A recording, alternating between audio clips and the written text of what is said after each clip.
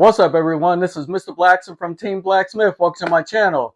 Alright, got a special request from my man Big Easy 303, one of my subscribers, asking me how do I prepare for a competition. Alright, so this is going to be good. So stay tuned.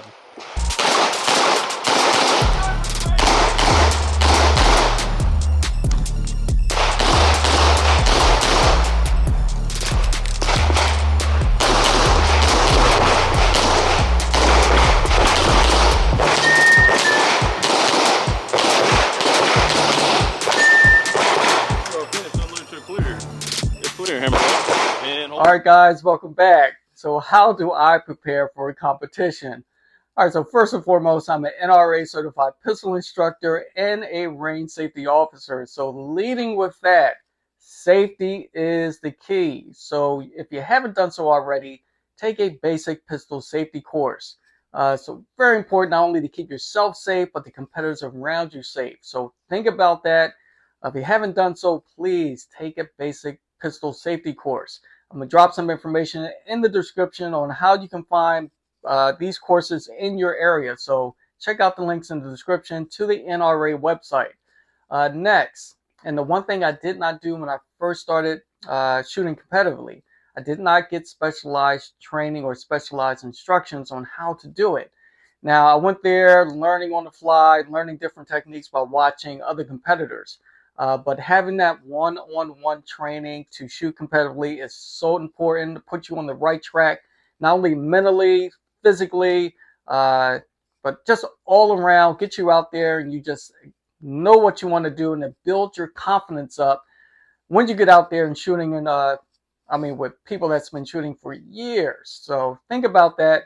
Safety, specialized training, very important to put yourself on the right track. So next. All right, so now what gun are you going to use to shoot competitively? Now, if you're not familiar with my channel, I have a wide range of guns in my collection ranging from $2,000 up to $12,000. But you do not need that type of gun to start shooting competitively. So what gun do you use? The gun that you already have, the gun that you went to the range with and shot 100, 200, 1,000 rounds through. The gun you took your basic safety pistol course with, the gun that you're most familiar with, that's the gun you want to start off with, because that's the gun you don't have to sit there and worry about the functionality of it. You're so familiar with it. It's just like you're grabbing it, shooting it, and everything just comes together. So regardless of the price tag, 600, 800, 1,000, 2,000, and up there, the gun that you are most familiar with and most proficient at, that's the gun you want to use. So very important, don't get all caught up in the hype. Don't get caught up in my collection on what I use for myself. Whatever you have, that's what you use. So, all right, so got the gun thing out of the way. All right, so next. All right, training and practicing tips. How do I train and prepare myself for any type of match? Now, an indoor range is great. Outdoor range is even better. But if you don't have those two options available to you at all times, set up targets throughout your house in different rooms, different angles, high, low, nothing that goes above your eye level. But having like a little stage set up in your house is very convenient. Using an unloaded gun pointing in the safe direction as much as possible. Always check your firearm and make sure it's not loaded. And use that gun at different angles, moving about from room to room through your hallway, acquisitioning the target, and see how quickly you can do that. And practicing your natural point of aim is something I try to do consistently from my draw to the target, and how quickly I can get it up to my eye level. And I use a red dot all the time, so how quickly I can place that dot over the target using red dot overlay over the target. So I try to do that as consistently as possible. I try to do reps almost every night, at least 3 or 4 times throughout the week. I got a lot of other things going on, so that's my lack of discipline and consistency throughout the week. But try to do that as much as you can, anywhere from 20 to 30 reps until you get that solid natural point of aim when you're drawing your gun to acquisition the target. And also setting up the targets throughout the house and acquisition of target. from a draw position, a holster draw position, and different angles throughout the house, because not every target's going to be directly in front of you when you're shooting it at any type of match. So always consider the fact that the target may be to the left, may be on a lean or angle. So always try to get into practice on how to draw your gun and acquisition the target from different points of different perspectives or different angles. And most importantly, a timer. This will set you apart from everybody else. Like, you go in and you stage plan how you're going to run the stage and get used to this. Yes, that beep is like a knockout punch. You got a game plan until you hear that, and everything's out the door, out the window. So get used to the beep, and always set it to like a 1 or 2 second timer to see how quickly you can draw your gun, acquisition the target, and pull the trigger, all within 1 second or 2 seconds. But the great point of reference is 1 second. So that is my training tips, how I practice inside my house, or if I can get out to an outdoor range and set up targets at different angles and barriers to simulate competing in a match. That's always the best approach. So training tip 101. But if you got some training tips that you can drop in the comments, please, I welcome all the feedback possible. People can read your comments and learn from that as well. All right, so next, what organization are you going to compete in? Now, there are two primary organizations or associations that I compete in, one being the USPSA, United States Practical Shooting Association, and the IDPA, the International Defensive Pistol Association. So great organizations to compete in, but two different sets of rules and regulations. So I'm going to drop the link in the description for both the USPSA and the IDPA. Now, your gun may fall in different categories depending on what organization you decide to compete in. Now, my Atlas Erebus is an open gun in the USPSA, but in the IDPA, it falls under the ESP classification. All right, so I'm going to drop those links in the description. I'm not going to get too long-winded on all the different types of guns and all the different type of classifications. So check out those links. Check out the gun divisions or categories that your gun may fall into. All right, so once you got that out the way and decided which organization or association that you want to compete in, now let's get right to the equipment. So stay tuned. All right, so what do I take with me to a competition? All right, so first let's stay on the safety aspect of competitive shooting. Now, one brimmed cap. Now, it's not required, but again, because rounds or the shell casings, they'll eject anywhere. You always got to be careful that they don't eject this way. And also, when you're shooting still targets, there's always debris or shrapnel coming back on you. So having a brimmed hat and protective eyewear is very important, so your eyes are always protected. Next is earmuffs. Electronic earmuffs, very important. It allows you to hear people clearly when they're speaking to you, especially the range safety officer giving you instructions. So electronic earmuffs are very important. It reduces the blast or concussion of the shooting and allows you to pick up the slightest sound or the conversations from the range safety officer. So when you're out there, you need to be able to listen to the instructions of the range safety officer. So electronic earmuffs is very important. And lastly, sticking with safety, a tourniquet. Now, God forbid if something goes wrong, if someone gets shot or whatever the case may be, having a tourniquet not only for yourself or for someone else that you may need to save their life. So a tourniquet is very important. Now, with that comes specialized training.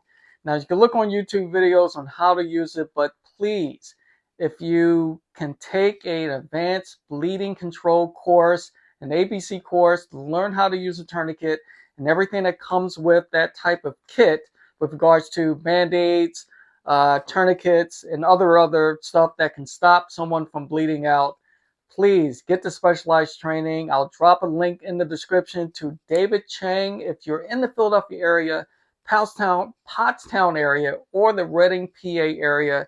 check out David Chang from Civilian Defense Concepts.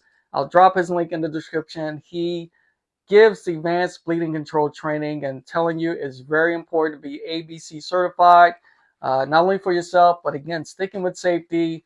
This is very important. And lastly, CPR certified. Again, David Chang. The Chang is the man to go to, provided all the training that I have. So I really appreciate him for everything he's done for me that got me to this point.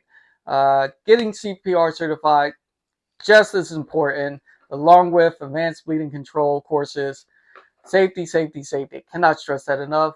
Safety, got to drill that in. All right, so what else do I take?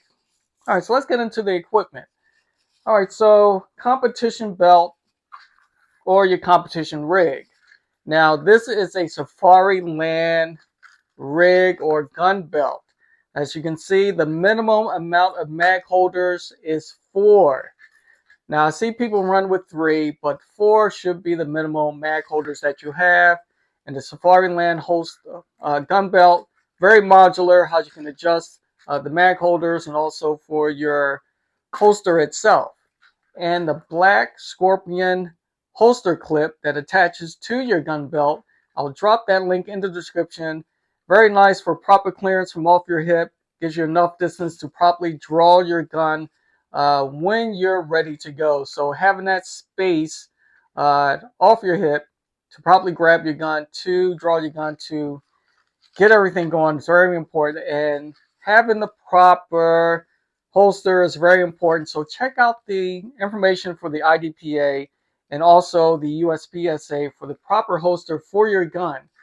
One and most important thing is having your trigger covered completely. So if your trigger is not covered or guarded, you probably will not be able to compete. A range safety officer will probably tell you you can't compete with an improper holster. So very important to get the proper holster. This one's a custom one. But think about that for a minute. Safari Land gun belts are very expensive. They are an investment, but I like the way they're modular. I got that at the very beginning. Think I was going to shoot 3 gun right out of the gate, but yeah, that didn't happen yet. But future investment. Hopefully in the next year or 2, I'll be out there shooting 3 gun. But a more affordable option is this competition belt right here, and it comes with 4 magazine holders, and again, very sturdy. Cannot go wrong with this. And this is an off-the-shelf Black Hawk Omnivore holster with the push button retention. But let me show you the box there. KRYDEX tactical gun belt or competition belt. Something you may want to look to. Very affordable option, and it does the trick just like the most expensive gun belts out there or competition belts. So I'll drop the link in the description for the KRYDEX competition holster. And I said that is a great deal. I wish I would have got that the first time. So what else do I bring with me is a gun bag. Now the gun bag is very important. Carries all your equipment, ammo, tools, cleaning solutions, everything that you would need to fix your gun or clear any type of malfunction. Think about everything you would need to handle a situation where your gun's not working properly. Think about batteries for your optic if you're running an optic. Think about batteries for your tack light. A lot of competitions, local or major, if you have a non-functioning light, they probably tell you to take it off because everything on your gun must function.